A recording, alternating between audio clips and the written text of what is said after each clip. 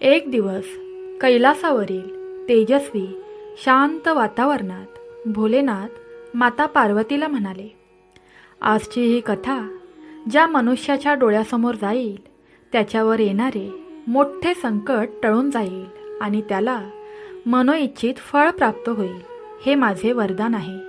त्यामुळे ही कथा अर्ध्यावर ऐकून सोडू नका, नाहीतर आयुष्यभर पस्तावत राहाल. ही कथा आयुष्यात फक्त एकदा शांत मनाने श्रवण केल्याने 101% माता पार्वती आणि भोलेनाथ विशेष कृपा करतात आणि कितीही मोठे दुःख, कामात आडवे येणारे दोष, सतवणारे शत्रू, मागे लागलेली साडेसाती, शरीराला त्रास देणारे रोग, आजार, जन्माचे दारिद्र्य, सर्व काही ही कथा संपण्यापूर्वी नष्ट झालेले दिसेल आणि या क्षणापासून तुझ्या आयुष्यात सुखसमृद्धी यायला चालू होईल, हे नक्की. त्यामुळे ही कथा शेवटपर्यंत ऐकत राहा. प्रेमळ भक्तांनो, आयुष्यातील साडेसाती दारिद्र्य जीवन दूर करण्यासाठी, महादेवांचा आणि समर्थ माऊलींचा आशीर्वाद प्राप्त करण्यासाठी कमेंट बॉक्समध्ये आत्ताच प्रेमाने सांब, सदाशिव, स्वामी समर्थ, माझी आई टाईप करा. तसेच आजची कथा भोलेनाथांचा प्रिय अंक 3 म्हणजेच 3 भक्तांना शेअर करा. भक्ती वाढवणारे लोक परमेश्वराला प्रिय असतात. आजची कथा तुम्हाला थोडी जरी आवडायला लागली तर कथा ऐकता ऐकता आजची कथा लाईक करायला विसरू नका. भगवंत कायम तुमच्या कुटुंबाला सुखात ठेवो, हीच ईश्वरचरणी प्रार्थना. चला तर मग या चमत्कार करणाऱ्या कथेला सुरुवात करूया. एकेकाळी महाराजा भीमसेन नावाचा एक राजा होता, जो आपल्या प्रजेसाठी अत्यंत दयाळू होता आणि शत्रूंना मृत्यूसारखा होता. त्याचे राज्य सुख, शांती आणि समृद्धीने भरलेले होते. परंतु महाराजांच्या कीर्तीचा सर्वात मोठा स्रोत त्यांची एकुलती एक मुलगी राजकुमारी कर्मा होती. देवाने कर्माला इतके अतुलनीय सौंदर्य दिले होते की तिच्या जन्माच्या वेळी ज्योतिषांनी भाकीत केले होते की तिचे सौंदर्य तिन्ही लोकांमध्ये अतुलनीय असेल, आणि नेमके हेच घडले. कर्मा बालपणापासूनच किशोरावस्थेत वाढत असताना तिचे सौंदर्य आणखी तेजस्वी होत गेले. परंतु कर्माकडे केवळ एक अतुलनीय सौंदर्य नव्हते, तर ती तितकीच किंवा कदाचित त्याहूनही अधिक बुद्धिमान आणि ज्ञानाने युक्त होती. राजकुमारी कर्मा तारुण्याच्या उंबरठ्यावर पाऊल ठेवताच महाराजा भीमसेन तिच्या लग्नाची काळजी करू लागले. परदेशातील अनेक प्रतिष्ठित राजे आणि शूर राजपुत्रांकडून लग्नाचे प्रस्ताव पद्मपूरला पोहोचू लागले. प्रत्येकजण कर्माच्या सौंदर्याने आणि बुद्धिमत्तेने मोहित झाला होता आणि तिला त्यांची राणी बनवण्यास उत्सुक होता. भीमसेन देखील आपल्या सद्गुणी मुलीसाठी योग्य पती शोधत होता, जो केवळ शूरच नाही तर बुद्धिमत्ता आणि बुद्धीमध्ये कर्माच्या बरोबरीचा असेल.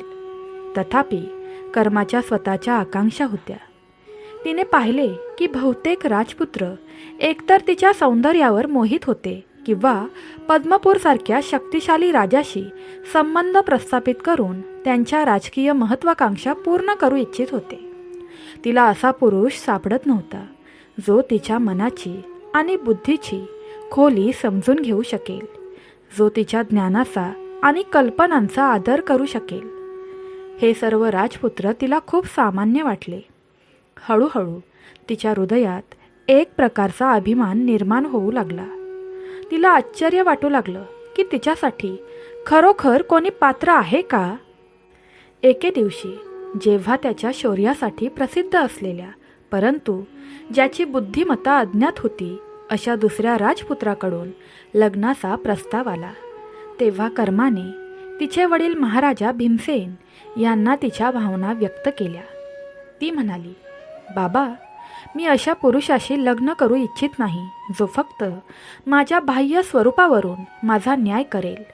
तो माझ्या बौद्धिक पातळीवर मोहित असो वा नसो, मला असा जीवनसाथी हवा आहे, जो माझे हृदय जिंकू शकेल, माझ्या बुद्धीला आव्हान देऊ शकेल आणि माझ्यासोबत हातात हात घालून चालू शकेल.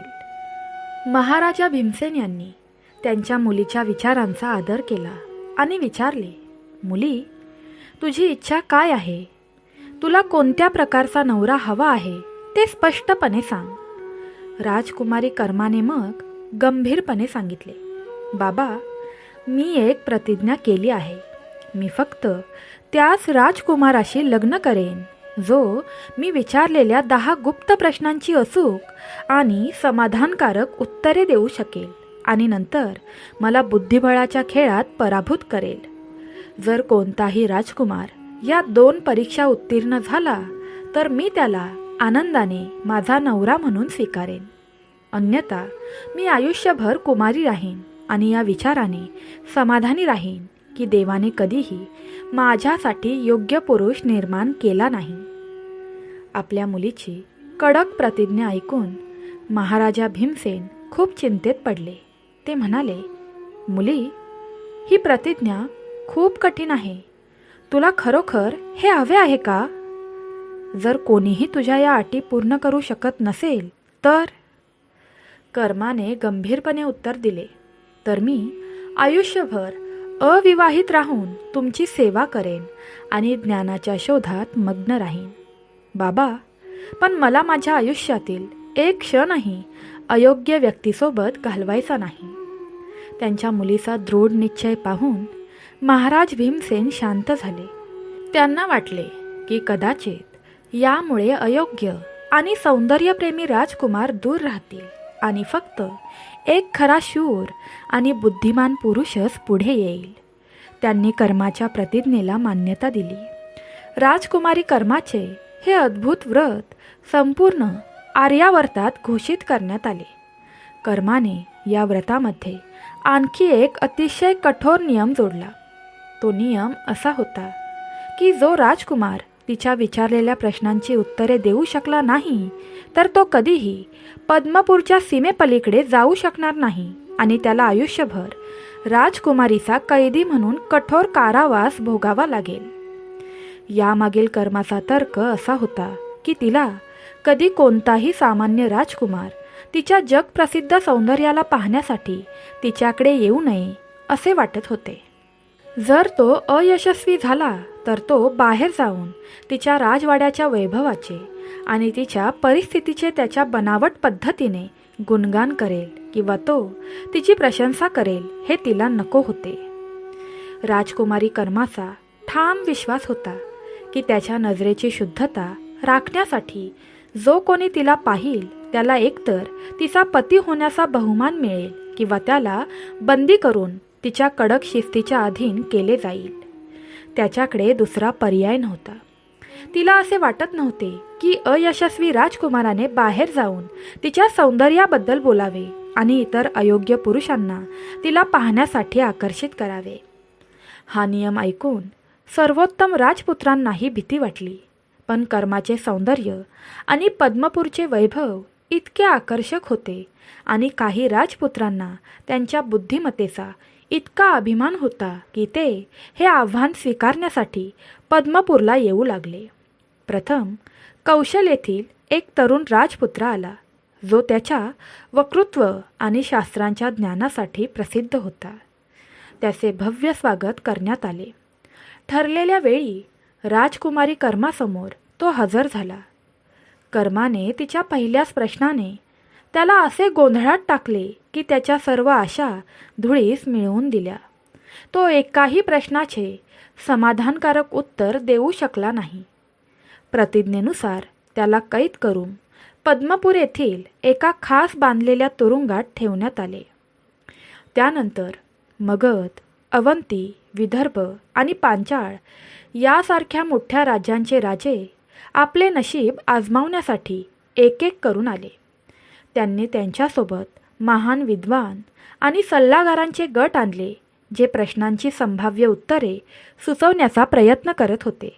पण कर्माचे प्रश्न इतके गूढ होते की ते इतके अप्रत्याशित होते आणि इतक्या वेगवेगळ्या विषयांशी संबंधित होते की कोणीही त्यांना समजू शकत नव्हते.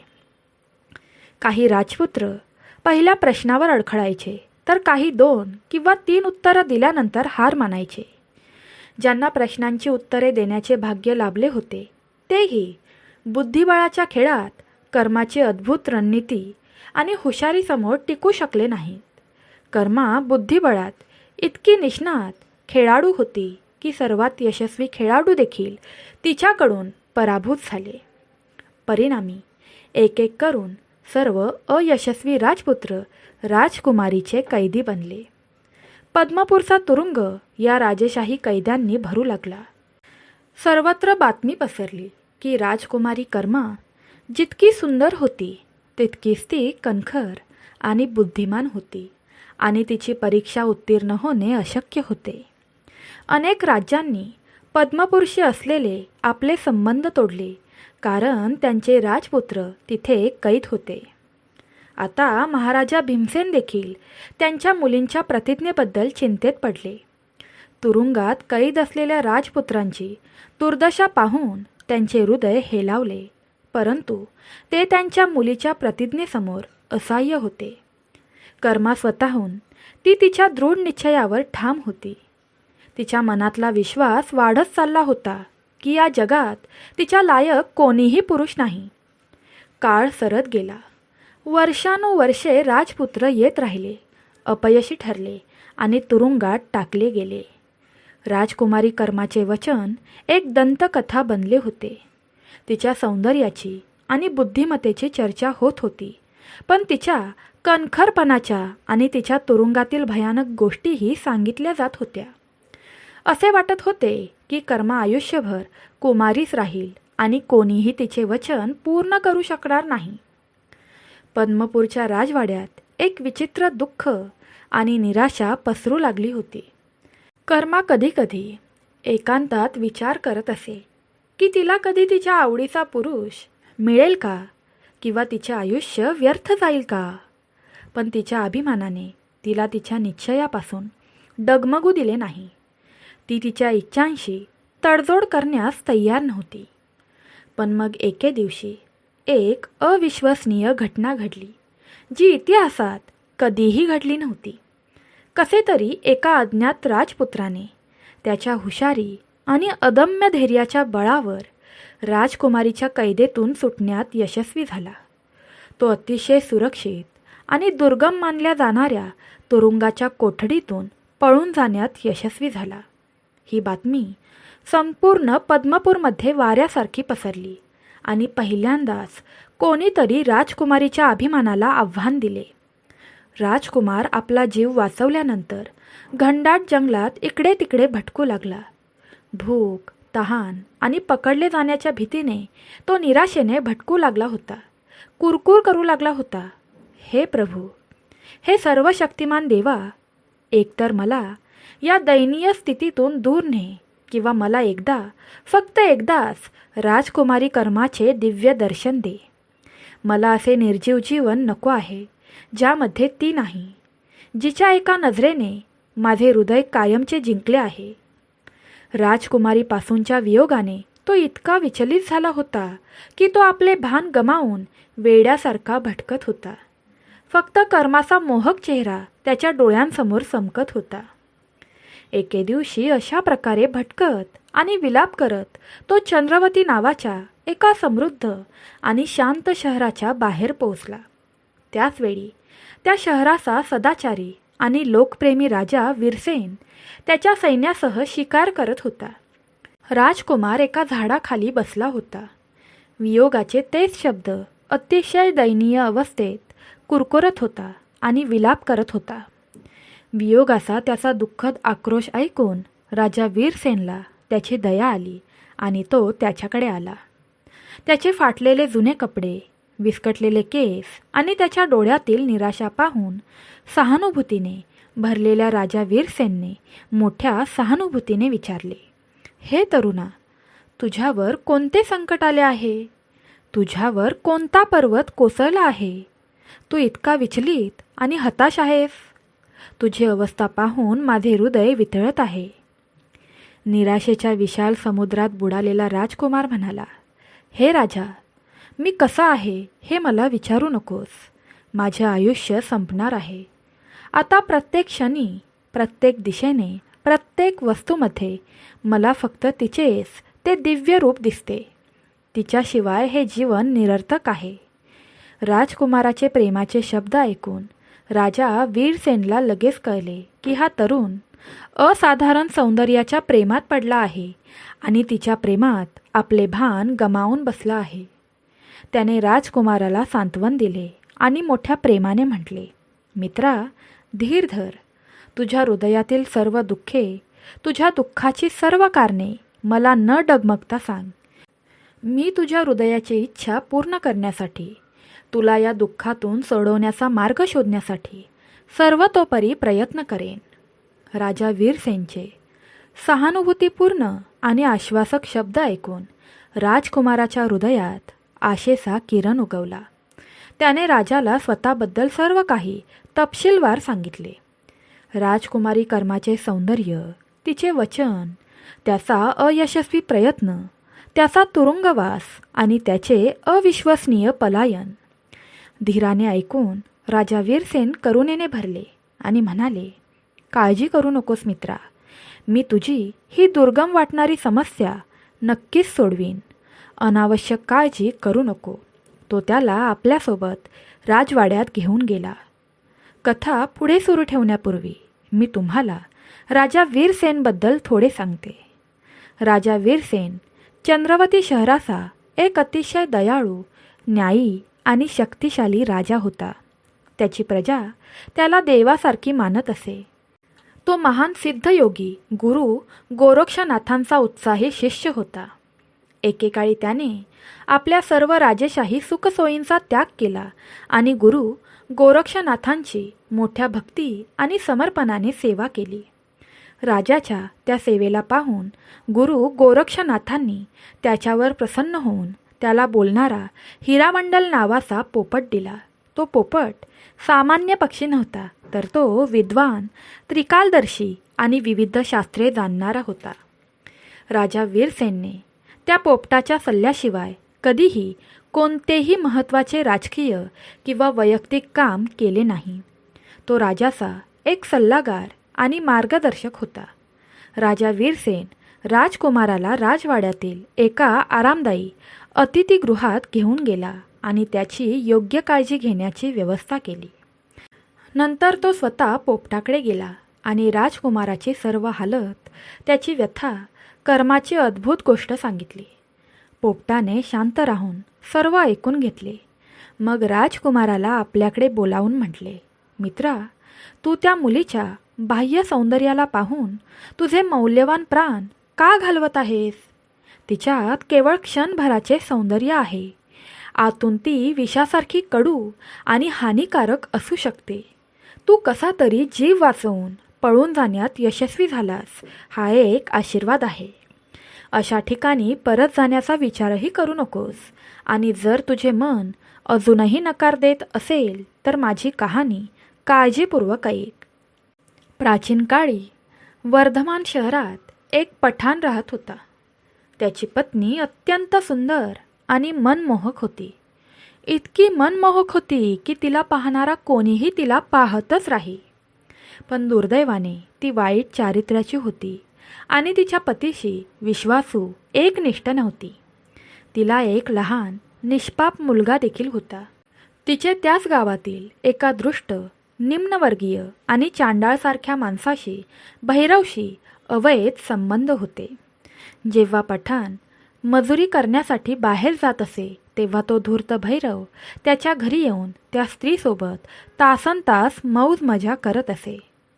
पठाणची कामावरून परतण्याची वेळ आली की तो शांतपणे निघून जात असे. हे बऱ्याच काळापासून चालू होते. एके दिवशी दुर्दैवाने महिलेच्या मुलाने हे घृणास्पद दृश्य स्वतःच्या डोळ्यांनी पाहिले. आई आणि भैरवच्या अयोग्य वर्तनाने निष्पाप मुलाला धक्का बसला आणि तो भयभीत झाला. तेव्हा त्याचे वडील पठाण त्या संध्याकाळी कामावरून परतल्यावर मुलाने पाहिलेल्या सर्व गोष्टी सांगितल्या. पठाणला जेव्हा त्याच्या पत्नीच्या चरित्रहीनतेबद्दल समजले तेव्हा त्याने रागात येऊन तिला खूप मारले आणि परत असे न करण्याची चेतावणी दिली. काही दिवसांनी पठाणच्या अनुपस्थितीची जाणीव झालेल्या भैरवने तिच्या घरी येऊन तिला विचारले, काय झालं? आज तू खूप दुःखी आणि काळजीत दिसतेस. जणू काही तुला काही खोल दुःख झाले आहे. तिचा प्रियकर भैरवला पाहून ती स्त्री आणखीनच अस्वस्थ झाली. तिच्या डोळ्यातून अश्रू वाहत होते. ती रडत म्हणाली, प्रिय भैरव, माझ्या मुलाने आपल्या गुप्त प्रेमाचे आणि विलासाचे संपूर्ण प्रकरण स्वतःच्या डोळ्यांनी पाहिले आहे आणि त्याने त्याच्या वडिलांना माझ्या पतीला सर्व काही सांगितले आहे. आता माझा नवरा मला दररोज मारहाण करतो. माझे आयुष्य नरक बनले आहे. भैरव काही काळ खोल विचारात हरवला.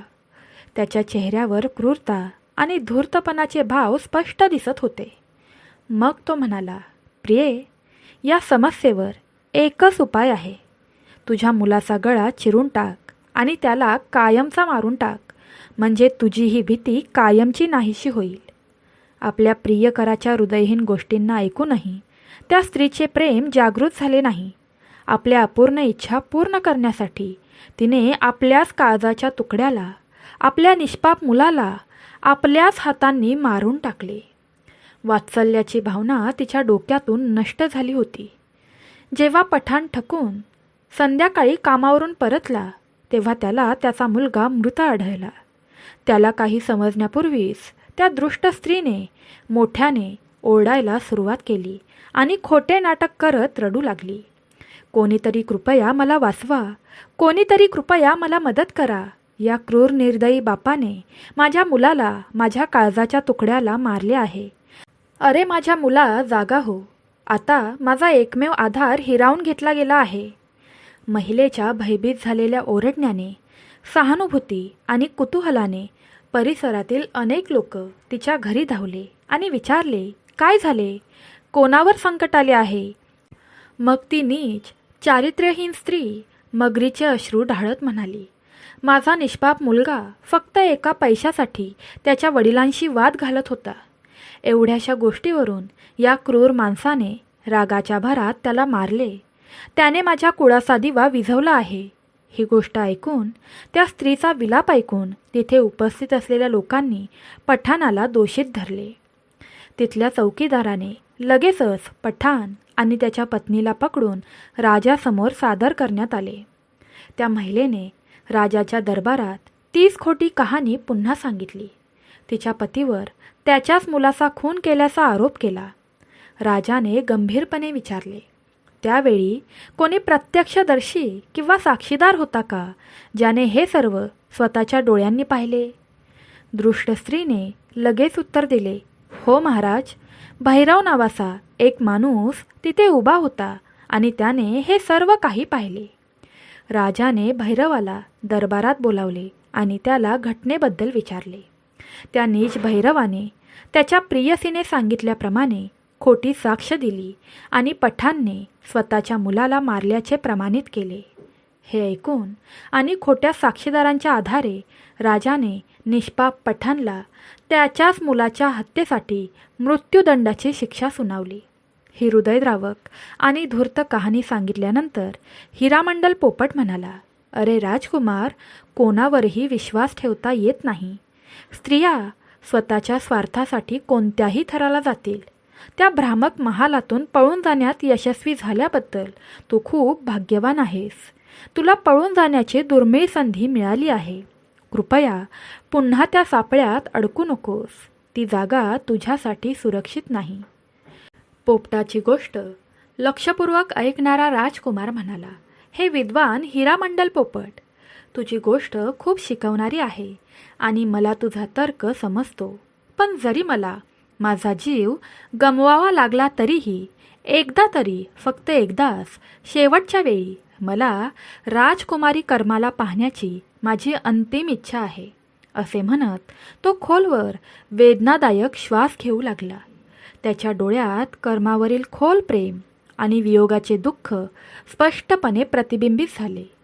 त्याची अवस्था पाहून आणि त्याचा खोल निश्चय समजून घेत राजा वीरसेन अपार करुणा आणि सहानुभूतीने प्रेरित होऊन म्हणाला, हे प्रिय हिरामंडल, मला वाटते की जोपर्यंत या राजपुत्राला ती स्त्री राजकुमारी कर्मा सापडत नाही तोपर्यंत त्याचे दुःख कमी होणार नाही आणि तो अशाच प्रकारे रडत रडत मरेल.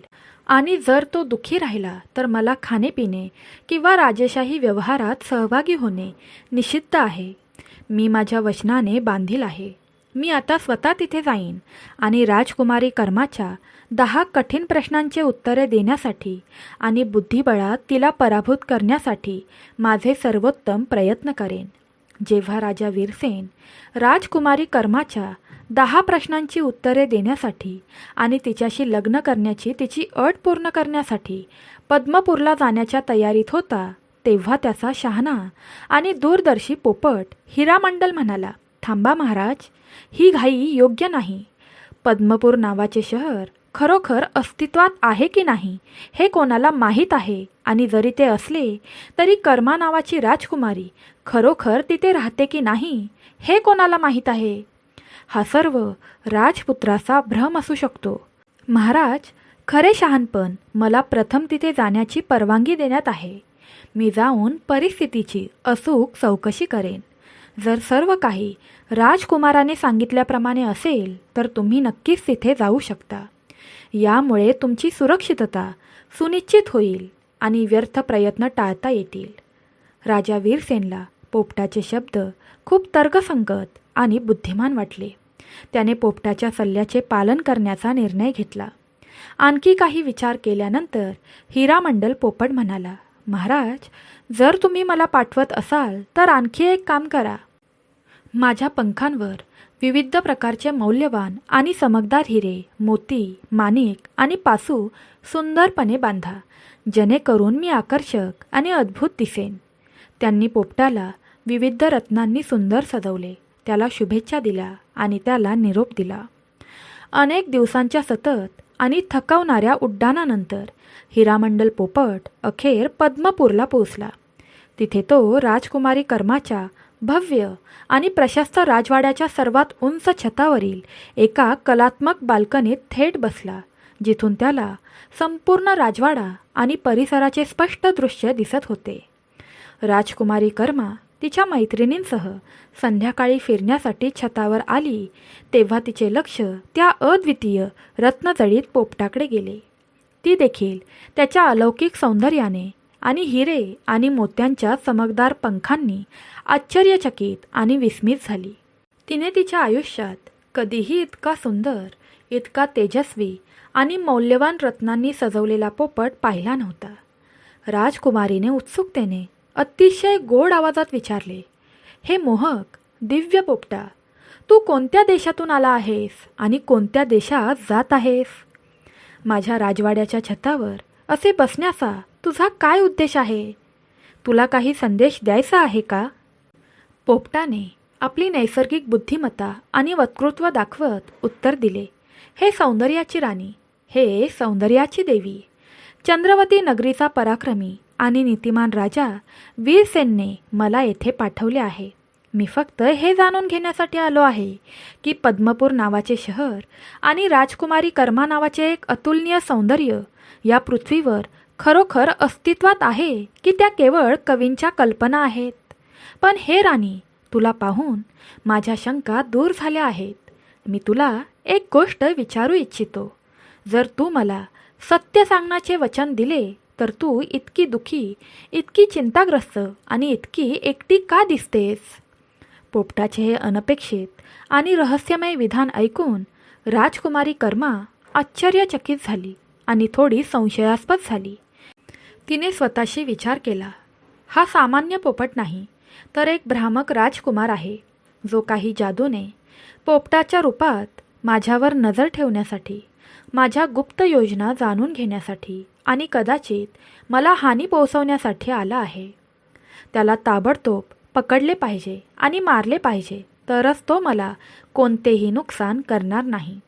असा विचार करून राणी म्हणाली, हे सुज्ज पक्षी, या नश्वर जगात जन्मलेले सर्वजण कोणत्या ना कोणत्या प्रकारे पापी आहेत, कारण कर्माचे बंधन हे जन्माचे कारण आहे. हे मानवी शरीर प्राप्त केल्यापासून मला कधीही खरे सुख मिळाले नाही, शाश्वत आनंद मिळाला नाही. हे पक्ष्यांच्या राजा, मी माझ्यासाठी योग्य जोडीदार शोधण्यासाठी माझे विश्वासू ब्राह्मण आणि दूत अनेक देशांमध्ये पाठवले आहेत, परंतु कोणीही माझ्या अपेक्षा पूर्ण केल्या नाहीत. राजकुमारीचे निराशजनक शब्द ऐकून पोपट पुन्हा म्हणाला, हे राजकुमारी, ज्याप्रमाणे तू अतुलनीय सुंदर, आकर्षक आणि बुद्धिमान आहेस, तसाच माझा राजा महाराजा वीरसेन देखील अतुलनीय शूर, देखणा आणि सर्व गुणांनी संपन्न आहे. असे दिसते की देवाने तुमच्या दोघांची जोडी स्वतःच्या हातांनी काळजीपूर्वक निर्माण केली आहे. म्हणून मी तुला सल्ला देतो की तू माझ्यासोबत चंद्रवती नगरीला ये आणि स्वतः महाराजा वीरसेनला भेट. मला खात्री आहे की तू त्याच्या दर्शनाने निराश होणार नाहीस. पोपटाचे शब्द ऐकून राजकुमारी कर्माने मनाशी स्वतःची योजना आखली. अरे हुशार पोपटा, तू अगदी बरोबर आहेस. तू जे काही म्हणतोस त्यावर माझा पूर्ण विश्वास आहे. असे दिसते की देवाने स्वतः मला आशीर्वाद दिला आहे. जे तू मला दर्शन दिलेस आणि मला एका योग्य वराचा संदेश घेऊन आलास. आता घाबरू नकोस. माझ्याकडे ये आणि मला सविस्तरपणे सांग की तो महान राजा कोण आहे, तो कोणत्या देशावर राज्य करतो आणि कुठे राहतो. माझी ही मौल्यवान अंगठी घे आणि माझे लग्न त्याच्याशी निश्चित कर. मी त्याची दासी होईन. राजकुमारीच्या धूर्तपणाची जाणीव नसणारा पोपट म्हणाला, हे राणी, मी तुझ्याकडे येणार नाही. तू एक धूर्त आणि कपटी स्त्री दिसतेस. मी ऐकले आहे की तू राजकुमारांना गोड बोलून फसवतेस, त्यांना तुझ्या जाळ्यात अडकवतेस आणि नंतर त्यांना आयुष्यभरासाठी कैद करतेस.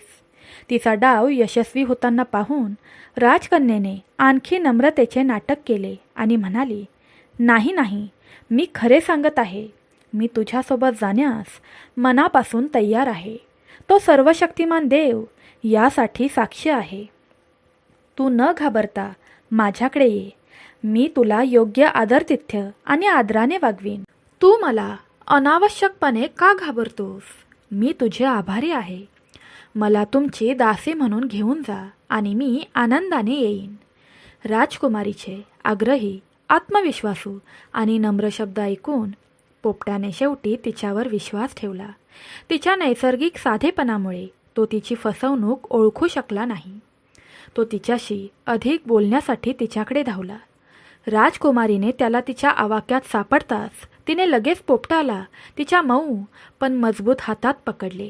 मग तिच्या सुंदर चेहऱ्यावर भयानक दिसणारे एक दृष्ट विजयी हास्य घेऊन ती तिच्या सर्वात विश्वासू दासीला म्हणाली, दासी, लवकर एक धारधार चाकू आण आणि ताबडतोब या धूर्त पोपटाचे डोके कापून टाक. हा सामान्य पोपट नाही, तो एक महान पापी आहे, एक गुप्तहेर आहे, जो जादू आणि मंत्रांचा वापर करून माझे रहस्य जाणून घेण्यासाठी आणि माझी योजना उधळण्यासाठी आला आहे.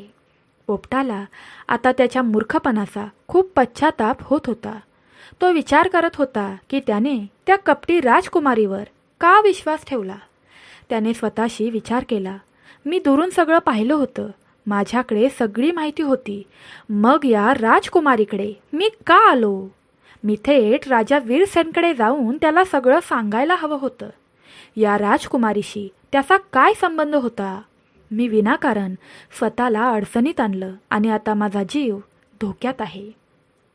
त्याने विचार केला, मला लवकरात लवकर एक खात्रीशीर युक्ती करावी लागेल, नाहीतर ही दृष्ट क्रूर राणी मला जिवंत सोडणार नाही. लगेच पोपटाने त्याच्या नैसर्गिक बुद्धिमत्तेचा वापर करून म्हटले, हे राणी, कृपया मला मारू नकोस. माझे नाव हिरामंडल पोपट आहे आणि मी भ्रमवादी नाही. हे माझे खरे रूप आहे. मी श्री गुरु विश्वनाथांचा पूर्ण दीक्षित शिष्य आहे आणि त्याच्याकडे असंख्य शक्ती आहेत. जर तू मला सोडून दिलेस तर मी तुला त्यांचे गूढ मंत्र सांगेन.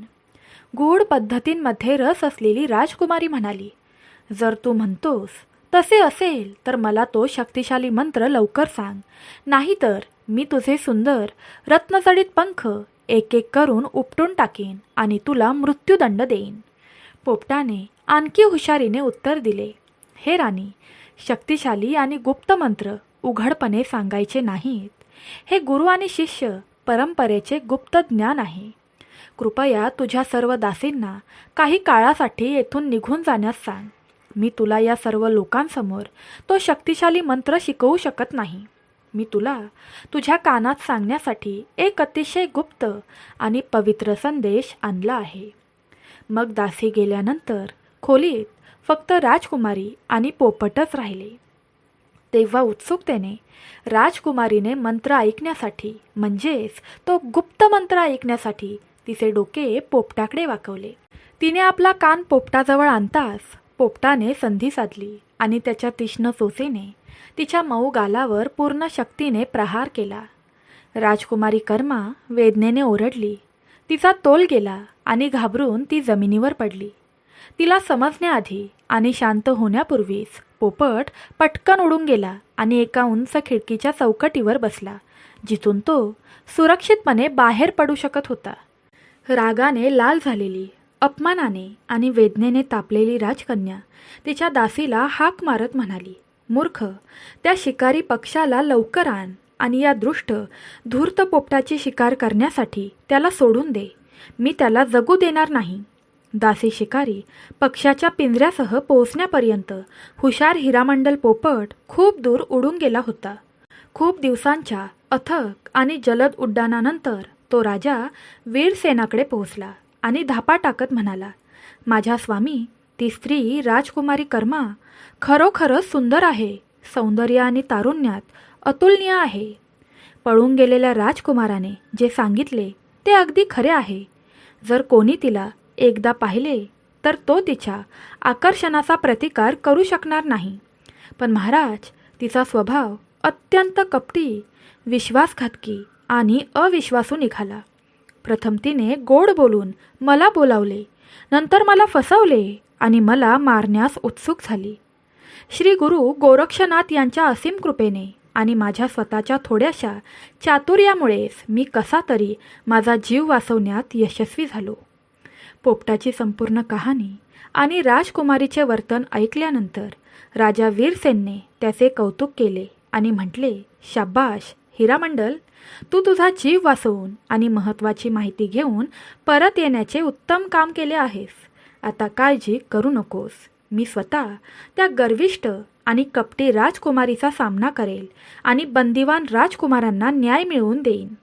दुसऱ्याच दिवशी राजा वीरसेनने एक शुभ वेळ शोधून आवश्यक शस्त्रे धारण केली. त्याचा प्रिय आणि बुद्धिमान पोपट हिरामंडल याला त्याच्या हातावर बसवले आणि त्याच्या सर्वोत्तम घोड्यावर स्वार झाला आणि राजकुमारी कर्माच्या पद्मपूर शहराच्या सीमेवर पोहोचला. तिथे पोहोचल्यानंतर त्याने शहराच्या मुख्य प्रवेशद्वारावर तैनात असलेल्या रक्षकाला राजकुमारी कर्माला त्याच्या आगमनाची माहिती देण्यास सांगितले आणि तिच्या लग्नाच्या अटी पूर्ण करण्यासाठी तो आला आहे हे देखील स्पष्ट केले. जेव्हा दासींनी राजकुमारी कर्माला राजा वीरसेनच्या आगमनाची माहिती दिली तेव्हा कर्माने अभिमानाने विचारले, त्याला माझ्या सर्व कठोर अटींची चांगली माहिती आहे का? त्याला माहीत आहे का की अपयश आल्यास जन्मपेठेची शिक्षा होईल? जेव्हा दासींनी होकारार्थी उत्तर दिले तेव्हा कर्मा म्हणाली, बरं, जर त्याला इतका आत्मविश्वास असेल तर त्याला अतिथीगृहात आदराने आतिथ्य करा आणि त्याच्या खाण्यापिण्याची योग्य व्यवस्था करा. राजकुमारीच्या सूचनेनुसार सेवकांनी राजा वीरसेनला अल्पोपहार दिला आणि त्याला एका सुसज्ज अतिथीगृहात ठेवले. रात्र झाली तेव्हा 16 शृंगारांनी सजवलेली आणि उत्तम वस्त्रे आणि अलंकारांनी सजलेली राणी कर्मा तिच्या सभागृहात बसली. त्या क्षणी तिचे सौंदर्य शिगेला पोहोचले होते.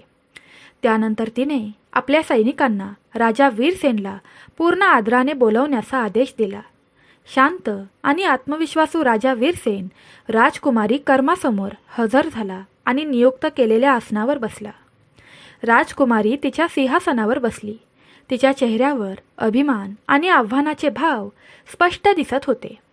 राजकुमारी कर्मा तिच्या गोड पण मृदू आवाजात म्हणाली, हे राजा, तुम्हाला माहिती आहेच, जर तुम्ही मी विचारलेल्या या कठीण प्रश्नांची उत्तरे योग्य आणि समाधानकारक दिली आणि नंतर बुद्धिबळाच्या खेळात मला हरवले तर मी तुमची पत्नी होण्यास आनंदाने स्वीकार करेन.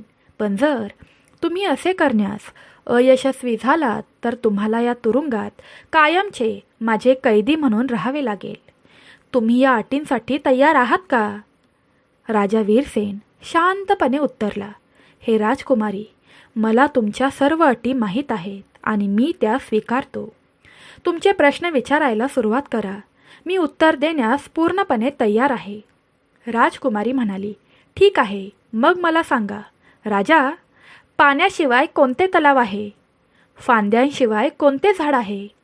पंख नसलेला कोणता पक्षी आहे? आणि काळाशिवाय कोणता मृत्यू आहे? राजा वीरसेन त्यांचे गुरु गोरक्षनाथ यांना आठवत शांतपणे उत्तर देऊ लागला, ऐका राजकुमारी, माणसाचे डोळे पाण्याशिवाय तलावासारखे आहेत, जे कधीही अश्रूंनी भरले जाऊ शकतात आणि सुकू शकतात. मृत्यू हा फांद्या नसलेल्या झाडासारखा आहे, ज्यावर फळाच्या रूपात कोणताही जीव कधीही वाढू शकतो आणि मावळू शकतो. आत्मास पंख नसलेल्या पक्षासारखा आहे, ज्याचे शरीराच्या या पिंजऱ्यातून कधीही उड्डाण होणे अनिश्चित आहे. आणि झोप ही काळातील वाऱ्यासारखी आहे, जी दररोज येते आणि आपल्याला काही काळासाठी संसारिक जाणीवेतून मुक्त करते. राजकुमारीने राजाच्या उत्तरांचा गहन अर्थ समजून घेतला आणि दुसरा प्रश्न विचारला, तो तपस्वी कोण आहे जो प्रत्येक क्षणी तपश्चर्या करतो? तो कोण आहे जो दररोज सकाळी उठतो आणि नेहमी स्नान करतो? तो कोण आहे जो पृथ्वीवर सर्व प्रकारचे रस ओततो, म्हणजेच पाऊस पडतो? आणि तो कोण आहे ते सर्व रस सहजपणे सेवन करतो? राजा म्हणाला, हे राजकुमारी, सूर्य इतका महान तपस्वी आहे, जो कोणत्याही विरामाशिवाय तपश्चर्या करतो. संपूर्ण विश्वाला त्याच्या प्रकाश आणि ऊर्जेने पोषण देतो. तो सर्वांचे कल्याण करतो. एक ब्राह्मण किंवा कोणताही सद्गुणी व्यक्ती जो नियमांचे पालन करतो, तो दररोज सकाळी उठतो, स्नान करतो आणि स्वतःला शुद्ध करतो. देवराज इंद्र पर्जन्य देवता म्हणून आपल्या ढगांमधून पृथ्वीवर सर्व प्रकारचे जीवनदायी रस ओततो, म्हणजेच तो पाऊस पाडतो. पृथ्वी मातास हे सर्व रस स्वतःमध्ये शोषून घेते, म्हणजेच ती सृष्टीला तिच्याद्वारे पोषण देते. राजकुमारी राजाच्या अचूकतेला आणि ज्ञानाला पाहून प्रभावित झाली, पण तिने तसे दाखवले नाही आणि तिसरा प्रश्न विचारला, असे काय आहे जे एक स्त्री करू शकत नाही? असे काय आहे जे विशाल समुद्रात सामावू शकत नाही? असे काय आहे जे प्रचंड आगीतही जळू शकत नाही? आणि अशी कोणती गोष्ट आहे जिला मृत्यू देखील खाऊ शकत नाही, जो अमर आहे? राजा वीरसेनने पुन्हा गंभीरपणे उत्तर दिले, ऐका राजकुमारी, एक स्त्री कधीही तिच्या स्वतःच्या मुलाशी त्रयचर म्हणजेच अनुचित संबंध ठेवू शकत नाही. हे निसर्ग आणि सामाजिक नैतिकतेच्या विरुद्ध आहे. कीर्ती आणि वैभव अशा गोष्टी आहेत ज्या अमर्याद आहेत. त्यांना विशाल समुद्रातही रोखता येत नाही. त्यांना मर्यादा नाहीत. धर्म आणि सत्य अशा शक्ती आहेत की त्यांना कोणत्याही प्रकारच्या अग्नीने नष्ट करता येत नाही. त्या शाश्वत आहेत आणि कोणत्याही व्यक्तीचे नाव, त्याच्याद्वारे केलेली सत्कर्म यापासून उत्पन्न झालेली ख्याती अशी अतुल्य गोष्ट आहे जिला मृत्यूही खाऊ शकत नाही. राजकुमारी कर्मा राजाची जलद बुद्धी, त्याच्या ज्ञानाची खोली आणि प्रत्येक प्रश्नाचे अचूकतेने आणि संकोच न करता उत्तर देण्याची त्याची क्षमता पाहून आश्चर्यचकित आणि आनंदित झाली. पहिल्यांदाच तिने तिच्या बुद्धिमत्तेला आव्हान देऊ शकणारा माणूस पाहिला होता. तिने तिचा चौथा प्रश्न विचारला, बालपणात किंवा सकाळी 30 गज लांब असे काय आहे? तारुण्यात किंवा दुपारी ते 4 गज लांब असते. म्हातारपणात किंवा संध्याकाळी ते 7 गज लांब होते आणि मृत्यूनंतर किंवा रात्री त्याला अंत नाही, ते अनंत होते. राजा वीरसेन हसला आणि म्हणाला, ऐका राजकुमारी, कोणत्याही वस्तूची किंवा व्यक्तीची सावली ही एकमेव गोष्ट आहे जी दिवसाच्या वेगवेगळ्या वेळी सूर्याच्या स्थितीनुसार तिचा आकार बदलते. सकाळी जेव्हा सूर्य क्षितिजावर असतो तेव्हा सावली लांब असते, सुमारे 30 गज लांब असते. दुपारी जेव्हा सूर्य थेट डोक्यावर असतो तेव्हा सावली सर्वात लहान असते, सुमारे 4 गज लांब किंवा त्याहूनही कमी. संध्याकाळी जेव्हा सूर्य पुन्हा मावळतो तेव्हा सावली पुन्हा लांब होते, सुमारे 60 गज लांब होते. आणि रात्री जेव्हा सूर्य मावळतो आणि अंधार पडतो तेव्हा सावली अस्तित्वातून नाहीशी होते किंवा त्याऐवजी ती अंधारात विलीन होते. मग राजकुमारीने सहमती दर्शवली. तुम्ही बरोबर आहात राजा, तुमची उत्तरे तार्किक आहेत. आता माझ्या 5व्या प्रश्नाचे उत्तर द्या. असे काय आहे जे सतत बदलत असते तरीही कधीही बदलत नाही? राजा वीरसेनाने खोल तात्विक भावनेने उत्तर दिले. हे राजकुमारी, हा बदलाचा अचल नियम आहे. या जगातील प्रत्येक गोष्ट, प्रत्येक कण, प्रत्येक घटक सतत बदलत असतो. काहीही कायमचे नसते. पण हे एक अंतिम सत्य आहे जे कधीही बदलत नाही की बदल हा या जगाचा शाश्वत नियम आहे. जो कोणी हे उदात्त सत्य समजून घेतो तो जीवनातील सर्व चढउतारांमधून, सर्व दुःखांमधून, सुखांमधून, नफातोट्यांमधून समता राखून शांती मिळवतो. कर्मा कौतुकाने म्हणाली, बरं राजा, तुमच्या ज्ञानाची खोली अतुलनीय आहे. आता माझ्या 6व्या प्रश्नाचे उत्तर द्या. जर सर्व काही आधीच पूर्वनिर्धारित असेल, म्हणजेच आपले नशीब, तर आपल्याला कृती करण्याची, प्रयत्न करण्याची आवश्यकता का आहे? 6व्या प्रश्नाचे उत्तर देताना राजा वीरसेनाने कर्म आणि नशिबातील गुंतागुंतीचा संबंध स्पष्ट केला. हे राजकुमारी, नशीब आणि कर्म अविभाज्यपणे जोडलेले आहेत आणि ते रथाच्या 2 चाकांसारखे एकत्र फिरतात. नशीब हे आपल्या भूतकाळातील आपल्या कृतींचे परिणाम आहे जे आपल्याला या जीवनात प्राप्त होते. परंतु याचा अर्थ असा नाही की आपण निष्क्रिय व्हावे. वर्तमानातील आपली चांगली आणि वाईट कृत्ये आपले भविष्य निश्चितच बदलू शकतात, त्याला एक नवीन दिशा देऊ शकतात. जर एखादा शेतकरी आपल्या शेतात वेळेवर चांगले बियाणे पेरत नाही, खत घालत नाही आणि पाणी देत नाही, त्यांची काळजी घेत नाही आणि फक्त म्हणतो की माझ्या नशिबात जे धान्य आहे ते मला मिळेल, तर त्याला त्याचे फळ कधी मिळेल का? कधीच नाही.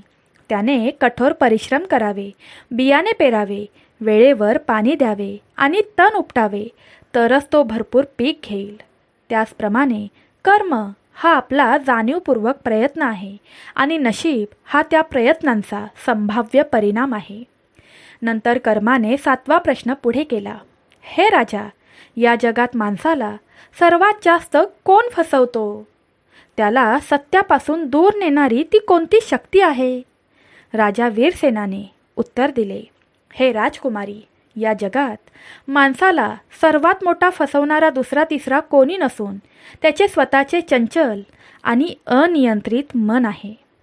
मन ही एक अद्भुत शक्ती आहे जी आपल्याला सत्य आणि असत्य, आसक्ती आणि अलिप्तता, प्रेम आणि द्वेष, सुख आणि दुःखाच्या द्वैतांमध्ये अडकवते. मानवांना अनेकदा असे वाटते की हे बाह्य जग त्यांना फसवत आहे, त्यांना दुःख देत आहे. पण प्रत्यक्षात हे बाह्य जग फक्त एक आरसा आहे, एक प्रतिबिंब आहे. आपल्या मनात जे काही आहे, आपले दृष्टिकोन आणि विचार आहेत, ते आपण या जगात विविध स्वरूपात प्रकट होताना पाहतो. जर मन शांत आणि शुद्ध असेल तर जग देखील आनंदाने भरलेले दिसते. राजा वीरसेन याचे हे गहन मानसिक उत्तर ऐकून राजकुमारी कर्मा खूप प्रभावित झाली आणि म्हणाली, खूप छान राजा, तुम्ही मनाच्या चंचलतेचे अचूक वर्णन केले आहे. आता माझ्या 8व्या प्रश्नाचे उत्तर द्या. जर सुख आणि दुःख दोन्ही क्षणिक आणि नाजूक आहे, तर माणूस दुःखाला इतका का घाबरतो? तो ते टाळण्याचा सर्वतोपरी प्रयत्न का करतो आणि तो कायमचा आनंद का धरून राहू इच्छितो? राजा वीरसेन अगदी सोप्या भाषेत म्हणतो, हे राजकुमारी, कारण त्याच्या अज्ञानामुळे आणि आसक्तीमुळे माणूस हे शाश्वत सत्य विसरतो की या जगात काहीही कायमचे नाही. सर्व काही क्षणभंगुर आहे. हे संपूर्ण जग बदलणारे आहे. येथील प्रत्येक परिस्थिती सतत बदलत असते. दिवस आणि रात्रीप्रमाणे सुख आणि दुःख एकमेकांना पूरक असतात. ते येतात आणि जातात, परंतु त्याच्या मर्यादित समजुतीमुळे माणूस आनंदाला कायमचे मानतो आणि तो कायमचा धरून ठेवू इच्छितो आणि दुःखाच्या आगमनाने भयभीत होतो. त्याला असे वाटते की जगावर त्याचेच नियंत्रण आहे, सर्व काही त्याच्या इच्छेनुसार घडते. तो असे गृहीत धरतो की त्याचे भाग्य परिपूर्ण आहे आणि सर्व काही त्याच्या मनाप्रमाणे घडेल. परंतु हा त्याचा सर्वात मोठा भ्रम आहे. त्याचप्रमाणे जेव्हा जीवनात दुःख येते तेव्हा माणूस नियंत्रण गमावतो, भ्रमनिरास होतो आणि निराश होतो. त्याला असे वाटते की सर्व काही कोसळत आहे, त्याचे जीवन निरर्थक झाले आहे. तथापि वास्तविकता अशी आहे की दुःख हे आनंदाइतकेच तात्पुरते आहे. ज्याला हे सत्य समजते त्याच्याकडे दोन्ही परिस्थिती सहन करण्याची क्षमता असते. राजकुमारी कर्मा राजाच्या प्रत्येक उत्तराने अधिकाधिक प्रभावित होत होती. तिने तिचा नवीन प्रश्न विचारला, हे राजा, कृपया मला सांगा की हे जग जे आपल्या इंद्रियांनी पाहतो ते वास्तव आहे की तो केवळ एक भ्रम आहे? भ्रमाचे जाळे आहे का? राजा वीरसेन याने वेदांताचे गूढ रहस्य सोप्या भाषेत स्पष्ट केले. ऐका राजकुमारी, हे जग जसे मी आधी सांगितले आहे ते तात्पुरते आणि परिवर्तनशील आहे, म्हणून ते पूर्णपणे वास्तविक किंवा सत्य म्हणता येणार नाही. जे काही कायमचे नाही, जे सतत बदलत असते, ते एकतर भ्रम किंवा मिथ्या आहे. आपल्या प्राचीन उपनिषदांमध्ये स्पष्टपणे म्हटले आहे की ब्रह्मा सत्य जगम मिथ्या, म्हणजे केवळ परमब्रह्मा हेच अंतिम सत्य आहे आणि हे दृश्यमान जग म्हणजे मायेचा खेळ आहे. हे राजकुमारी, आपण आपल्या 5 इंद्रियांद्वारे जे काही पाहतो, ऐकतो, वास घेतो, चाखतो किंवा स्पर्श करतो, डोळे, कान, नाक, जीभ आणि त्वचा, ते केवळ एक मर्यादित आणि सापेक्ष सत्य आहे, अंतिम सत्य नाही. जेव्हा आपण रात्री स्वप्न पाहतो तेव्हा स्वप्न पूर्णपणे वास्तविक आणि खरे वाटते. स्वप्नातील घटना आणि भावना सर्व स्पष्ट दिसतात, परंतु जागे झाल्यावर आपल्याला कळते की तो सर्व केवळ एक भ्रम, एक मानसिक रचना होती. त्याचप्रमाणे हे जग आपल्या जागृत अवस्थेचे केवळ एक दीर्घ आणि जटिल स्वप्न आहे. एकमेव अंतिम सत्य ते आहे जे कधीही नाश पावत नाही, जे अजन्म, अमर आणि शाश्वत आहे, आणि तो फक्त आत्मा आणि परमात्मा आहे. राजाकडून हे गहन आध्यात्मिक उत्तर ऐकून राजकुमारी कर्माने तिचा शेवटचा 10वा आणि कदाचित सर्वात कठीण प्रश्न विचारला. हे राजा, तुमची उत्तरे आश्चर्यकारक आहेत. जर आत्मा आणि परमात्मा हेच एकमेव खरे सत्य आहेत आणि हे जग खोटे आहे, तर मग मनुष्याला जन्मापूर्वीची स्थिती किंवा मृत्यूनंतरचे त्याचे भाग्य का आठवत नाही? जर आत्मा अमर आहे तर तो त्याचे भूतकाळ का आठवत नाही? राजा वीरसेन राजकुमारी कर्माच्या 10व्या, शेवटच्या आणि सर्वात महत्त्वाच्या प्रश्नांचे अत्यंत संयमाने आणि स्पष्टपणे उत्तर देत म्हणाला. हे विद्वान राजकुमारी, त्याचे कारण म्हणजे निसर्गाने किंवा परमात्म्याने आपल्याला विस्मृतीची अद्भुत देणगी दिली आहे, म्हणजेच विस्मृती. ही वाढ अशासाठी देण्यात आली आहे की आपण आपल्या असंख्य भूतकाळातील कर्म, आनंद, दुःख, आसक्ती, वेश आणि बंधनांपासून मुक्त होऊ शकतो आणि या नवीन जीवनात नवीन अनुभव पूर्णपणे अनुभवू शकतो, नवीन धडे आत्मसात करू शकतो. जर एखाद्या व्यक्तीने त्यांच्या सर्व भूतकाळातील प्रत्येक घटना, प्रत्येक नातेसंबंध आणि प्रत्येक भावना लक्षात ठेवल्या तर ते त्यांच्या भूतकाळातील आनंद, दुःख, यश, अपयश आणि अपूर्ण कार्यांच्या जाळ्यात अडकून राहतील. जेव्हा जुने, निरुपयोगी आणि अडथळा आणणारे आदेश नष्ट होतात तेव्हाच एक नवीन, निरोगी आणि प्रगतिशील जीवन शक्य होते. हो, हे खरे आहे की काही अत्यंत कुशल योगी आणि साधक सखोल ध्यान आणि कठोर अभ्यासाद्वारे त्यांच्या भूतकाळातील जीवनाची झलक पाहू शकतात, परंतु सामान्य मानवांसाठी हे अत्यंत कठीण आणि जवळजवळ अशक्य आहे. मृत्यूनंतर आत्मा त्याच्या कर्मानुसार एका नवीन शरीरात प्रवेश करतो आणि एक नवीन जीवन, एक नवीन प्रवास सुरू होतो. जर मानवांना सर्व काही आठवले असते तर ते कधीही त्यांच्या भूतकाळाच्या ओझ्यातून मुक्त होऊन पुढे जाऊच शकले नसते आणि जीवनचक्र थांबले असते. राजा वीरसेनने राजकुमारी कर्माच्या सर्व 10 गुंतागुंतीच्या आणि गहन प्रश्नांची उत्तरे इतक्या अचूक, सुसंगत आणि समाधानकारकपणे दिली की राजकुमारी पूर्णपणे अवाक झाली. हे पाहून राजकुमारी कर्माला आनंद झाला आणि आश्चर्य वाटले. तिच्या रत्नजडित सिंहासनावरून उभी राहून तिने हात जोडून राजा वीरसेनचे स्वागत केले आणि अत्यंत नम्रतेने म्हणाली, "मी सहमत आहे राजा. तुम्ही खरोखरच ज्ञानी आणि असाधारण प्रतिभेचे धनी आहात. मी तुमच्यासारखा माणूस कधीच पाहिला नाही, पण माझ्या सर्व अटी अजून पूर्ण झालेल्या नाहीत. माझ्या प्रतिज्ञेनुसार आता तुम्हाला मला बुद्धिबळाच्या खेळात हरवावे लागेल, तेव्हाच मी तुम्हाला पती स्वरूपात स्वीकारेन." राजा वीरसेन, जो एक अत्यंत कुशल आणि अनुभवी बुद्धिबळपटू होता, तो हसत म्हणाला, "ठीक आहे राजकुमारी, मला तुमची अट देखील मान्य आहे. मी ती पूर्ण करण्याचा प्रयत्न करेन." यानंतर राजा वीरसेन आणि राजकुमारी कर्मा यांच्यात बुद्धिबळाचा एक रोमांचक आणि आव्हानात्मक खेळ सुरू झाला. दोन्ही खेळाडू अत्यंत सावधगिरीने आणि शहाणपणाने त्यांच्या चाली करत होते. कधी फासे राजकुमारीच्या बाजूने पडत असत तर कधी राजाच्या बाजूने. प्रेक्षकांमधील सर्वांनी ही अद्भुत स्पर्धा श्वास रोखून पाहिली. काही तासांच्या तीव्र संघर्षानंतर राजा वीरसेनने अखेर बुद्धिबळाच्या खेळात राजकुमारी कर्माचा पराभव केला. त्याने त्याची उत्कृष्ट रणनीती आणि संयम दाखवला. हे पाहून राजकुमारी कर्मा, जी यापूर्वी कधीही पराभूत झाली नव्हती, तिला आश्चर्य वाटले आणि थोडी ती निराश झाली. परंतु तिला राजा वीरसेनच्या क्षमतेबद्दल शंका नव्हती. ती ताबडतोब तिचे वडील राजा भीमसेन यांच्याकडे गेली आणि तिने तिच्या प्रश्नांच्या उत्तरांपासून ते बुद्धिबळाच्या खेळातील तिच्या पराभवापर्यंतची संपूर्ण घटना सांगितली.